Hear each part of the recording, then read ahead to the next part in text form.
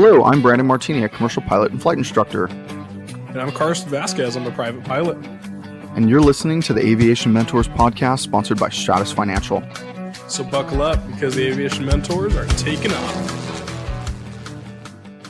Welcome back, everybody, to another amazing and great episode of the Aviation Mentors podcast. Today, we're actually going to be talking about one of the most essential parts about being a pilot, and that's using a checklist. I know it's one of those things that as you become an older pilot, you start to use less and less of. But today we're going to talk to you about why you really shouldn't do that. Use that checklist. It's there for a reason, and there's a reason why the manufacturer put it in your POH. So it's something your CFI is going to tell you to do constantly during training, and hopefully you will still use it after, just as much as you are using it prior. One of the things that my CFI had gone over with me right before my check ride was you need to use your checklist. Even at the end of your training, you still don't know everything. You get your private pilot license, it's your license to learn. And not using your checklist on check ride is actually so severe that DPs can instantly give you a disapproval for it. It was actually a big thing that was happening right around the time my check ride was that is like a big push from the FAA and from the FSDO and Riverside and for all DPs to give disapprovals if they're not using their checklist. So today we kind of wanted to go over why they're so important. And first off, the primary function of having that checklist as a pilot is to ensure consistency and standardization.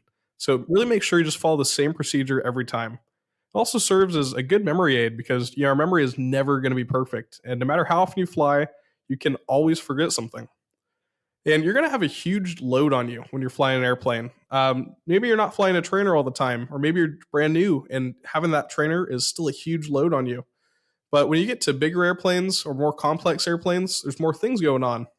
And having a checklist serves to take some of that off of you so you're not struggling to remember everything you're doing. Another big thing is having the emergency procedures and our emergency checklist. The last thing you want to do when you're in an emergency situation is try and figure out what you're supposed to be doing with the airplane. So the common things like an engine fire, engine failure, all of those system failures are all going to be on an emergency checklist. So you run through those steps first before you do anything else. And that's for a reason. People have already gone through it for you. So take a lesson from someone else. Yeah, absolutely. And I mean, on checklist, there's some memory items that you can remember on checklists. For example, on your multi-engine checklist, some people use CP dive. I just say control, power, drag, identify, verify, fix, or feather. And I tell everybody the speed at which I say that is the speed in which you should do it. So control the airplane, push all the power in, control, power, drag, all the drag out, identify, well, which engine's dead? Verify. Let's verify. We're going to turn off the correct engine, and then we can either fix or we can feather it, right? And it should be done in that sequence. And then as soon as you're done with that and you have the airplane under control, then pull out that emergency checklist and start talking out loud. Hey, did I actually do all the things? Now, what can I do to either reboot my engine, restart it, or do something else? Land, for instance. But sometimes there's going to be memory items. But for a lot of things, I mean, climbs, cruise, descents, landing checklists, all these things are checklists that you should be using all the time. Yeah, I can't tell you how many times when I was doing my private pilot training, I was just flying, I was taking off, I would go through my checklist, of course, and then I would get go from climb to cruise, and I'd forget to lean the mixture. That was always my big thing. I would always forget that until I pulled out the checklist and ran through it. And every time I had to lean out the mixture because I saw it on the checklist. But that's just, a pretty minor thing to have caught. But Brand, have you caught it or anything that you wouldn't have without a checklist? A whole lot of things. So yeah, I mean, everybody gets complacent, and I'm no different than that. I get complacent sometimes. And I'll tell you this, if you're flying an airplane with retractable landing gear, I actually have a rule that every time I make a turn in the pattern, I actually check for gear down. So I do my checklist, and I do a mental checklist typically, and then I'll verify with my physical checklist. But if for some reason I don't do my physical checklist, I always do my mental one. I mean, you should do both, but I always will do my mental checklist, right? Before landing checks. I want to make sure that my gear is down, my prop and my mixture all forward. I want to make sure that the airplane is configured for a way that I'm ready for landing. But there is one time that I checked my gear and I said my gear was down, and I said it was down each time I was turning in the pattern. So as soon as I passed the numbers, when I turned base, when I turned final, and I also call it again short final. And for some reason this day, I did not actually check my gear, even though I said it out loud, until I was on short final. And I don't know why, but I'll tell you this, if I wouldn't have been checking it so many times, I don't know if I would have caught it like on that last time. I think there could have been a possibility, could have a gear up. And I think that's why there's so many pilots that have gear up landings. And I had to check, I checked it 4 times, but I didn't actually check it, right? So one thing I do with a lot of my students is they'll say gear down. I'll be like, okay, well, they just say gear down and they may put it down and they think that it went down, but they may not have 3 green lights because Brandon might have pulled the circuit breaker before landing. And I'll let them go. I won't let them go too close to the runway when there's no gear down because it scares people on the ground. And I don't need them to accidentally do a gear up landing either. But I'll let them go to, 500 feet above the ground before I'll say, do you have 3 green? And then they'll look down and be like, no, I don't have 3 green. And I think I did that to you, Carson, one day. Did I do that to you? You did. I noticed quicker than 500 feet, though.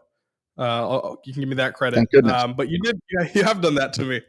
And something I learned from that is that no plane is going to fly so fast, and things are not going to go so fast that you can't afford to give it 5 to 10 seconds of looking at the gear light to make sure all 3 green pop up. And now every time I'm doing that, every time I'm flying, I put the gear down, and I even cover it with, if it's too sunny outside, so I can see the light perfectly. And watch the gear. You can feel it, and feel your undercarriage when the gear pops out and locks. But it's never going to happen so quickly or so slowly that you can't afford to give it 5 or 10 seconds to watch the gear come down.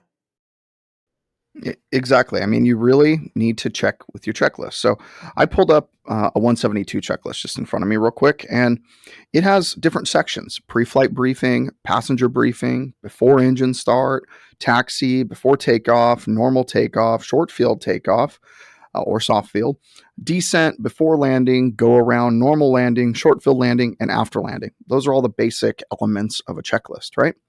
And each one of them are there for a big, big reason. So I'm going to go through those reasons real quick. Pre-flight inspection. Obviously, you want to find out if you should ever even turn on the engine.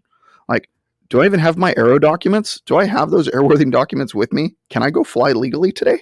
Like, that's a big one. Checking the fuel, checking the lights, all sorts of things. A big thing that I've heard of lately, especially at Redlands Airport, believe it or not, is that birds are just setting up nests in the under the engine cowling. So that's actually one that should be caught before you check. When you're checking the oil, checking under your cowling. That's just a really weird thing that most people won't think of, is something might be under your cowling that shouldn't be there. Absolutely. I mean, we don't get that many bird nests around here in Southern California, but it does happen, and the birds can build a nest really, really quickly. So you really need to make sure you check that pre-flight checklist and do it well. The next one on there is passenger briefing, and this isn't on everybody's checklist. I don't think it's on any POH's checklist. It's normally something that you just add, and I think this one is one of the most important ones, especially if you have a passenger with you. And we've talked about flying with a passenger, but I'm just going to reiterate some of these items that you should really be talking about during your passenger briefing. And that is flight controls. You need to make sure that your passenger, whoever's flying with you, knows what flight controls are, what not to touch, and what they can touch and how to touch them. So that's usually with positive exchange of controls: my controls, your controls, my controls. And my students get annoyed by me when I do it. Actually, like yesterday, I was telling my student, we were flying an IFR flight, and I said, my controls, and he never gave it to me. I said, my controls, and he let go, and I said, my controls, and he said, oh, your controls, your controls, your controls. I said, okay, thank you. And then I said, your controls, back to him, and he didn't say my controls again. And it was like this: I'm just trying to hit you so hard with saying it so many times, it's going to be second nature to you. And it is usually. So the next thing is emergency equipment. Hey, where's that fire extinguisher at? Where can you tell your passenger to grab that fire extinguisher? How do you use a door and a seatbelt? They may sound stupid and easy to you, but guess what? It might not be stupid and easy to somebody who's never done it before. So make sure you explain how to use them, especially a door.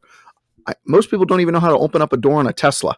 So how do you think somebody's going to do it on an airplane, right? People don't know where that little button is on the Tesla. You press it and it pops open.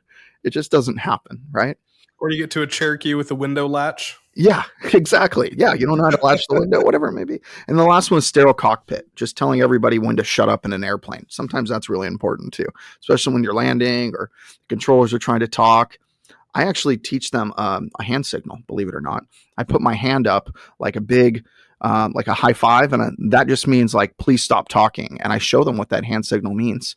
So it's really kind of an interesting thing to do. I've actually, I've flown with Maddie a few times, and she pays attention. So I've actually gotten her to the point where when we're taking off or pulling onto the runway or we're about to land, she's okay. I got it. Quiet time. She just knows. She's like, quiet time. She's That's good. So I think it's As she should. something all passengers should know, especially flying with someone frequently. Is just really the passenger briefing doesn't go away no matter how often you're flying with somebody. Definitely. And some other big ones, I'm not going to go through every single item on here because I want to respect everyone's time on this episode. We try to keep them between 15 and 30 minutes, usually around 20, of course, just so we can listen to them on the way to work or whatnot. But there's some big ones. A descent checklist is pretty big, or even the climb checklist. You might not have enough power to climb if you don't lean that engine. You might not be getting the RPM that you should be getting. I mean, you could be getting 300, 400, 500 RPM additionally if you lean that airplane on your climb. So that's really important. The descent checklist, I would say, is just as equally as important. If you have that mixture leaned way out to, I don't know, lean of peak, and you start descending, that engine's going to start coughing at some point, especially if you leaned it at 12,000 feet and you're now down to about 3,000. It might quit. So you need to make sure that you're doing that descent checklist. It's more important than you think, right? And then I kind of briefly touched on it before, but the GUMPS checklist, and we actually have it as GUMPS listed on here, but it's gas on the fullest tank, undercarriage down and locked or down and welded for a 172. Mixture is M, mixture full rich, so push that mixture all the way in. P is props or propellers. Make sure they're full forward slowly so you don't overspeed a propeller. It's very common with a lot of people. They overspeed propellers. You don't need to do it. And then S, everybody has something different for S, but I say safety belts and switches. So fuel pumps if it needs it, seat belts on, and any lights that you may need. So switches. So that's how I do my GUMPS check. And then obviously, I just reiterate on this particular checklist. I created it a long time ago. I put mixture rich again. In case somebody forgets what GUMPS means, hey, don't forget the mixture.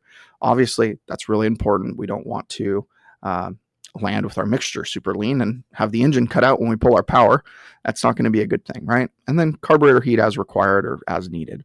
And obviously, whatever checklist you're using, make sure it coincides with your POH. Your POH is really the law, and that's what you should be looking at. But a lot of people have new checklists that they use, and you can even buy some pre-made checklist online. I think it's called Checkmate Checklist, and they make great checklists. They're like one-page plastic sheets. You can get them from Aircraft Spruce or Sporties or different places like that. So obviously, we're talking about checklists for a reason because they are important. And I'm mentioning a few things that can kill you. Not putting your gear down, not leaning or enriching your mixture. Those are big things that are on your checklist for a reason, and sometimes you might miss them. Make sure that you're not missing these things. You really have to think about it. Yeah, I absolutely agree. And once you're going through it, these items are essential to remember, but you can't trust your memory. But Brandon, we used a lot of different types of checklists. We talked about a couple of them. What kind of checklists did they use when you went through that simulator training? I'm assuming it's not just the normal checklist that we're using now. No, it is. It is a normal checklist. He's talking about my ATP CTP training, and basically it was like a book of checklist. That's all they did. So they just gave you a checklist with.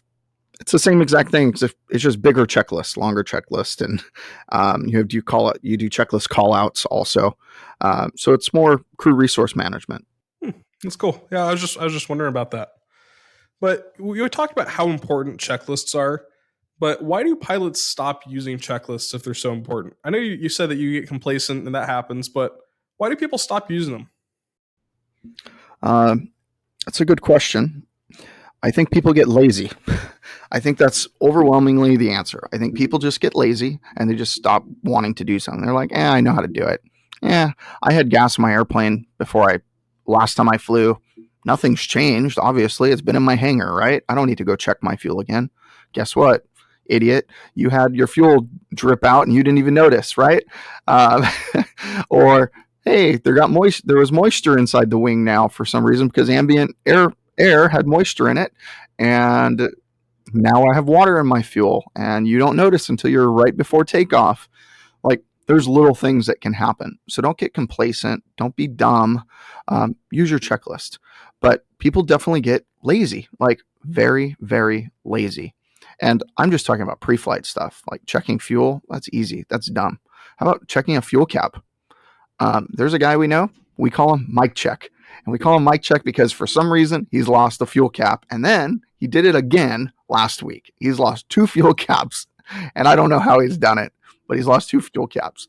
He did it again last week? Last week, yes. Oh, man. We call him Mike Check for a reason. And I can't believe he did it twice. Twice. Someone hasn't called him Mike Check recently then. That's for sure. I did the moment after that, and I told everybody else to start calling him Mike Check again. Yeah, they'll save money on fuel caps in the long run. I know. He's a great pilot, great CFI, but for some reason, fuel caps are his like nemesis. I don't know why. But he should be... Actually, I'm pretty sure. Yeah. Number 3 on left wing, fuel filler cap, secure. It's on the checklist. I know for a fact. Top of the checklist.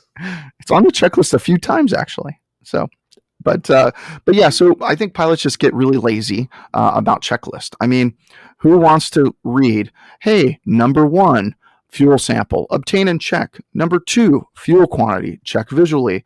Number 3, fuel filler cap, secure. I mean, that gets repetitive and it feels like it takes forever. It doesn't, though. It only takes a couple minutes. A couple minutes to save your own life or save your family's life, it's worth it.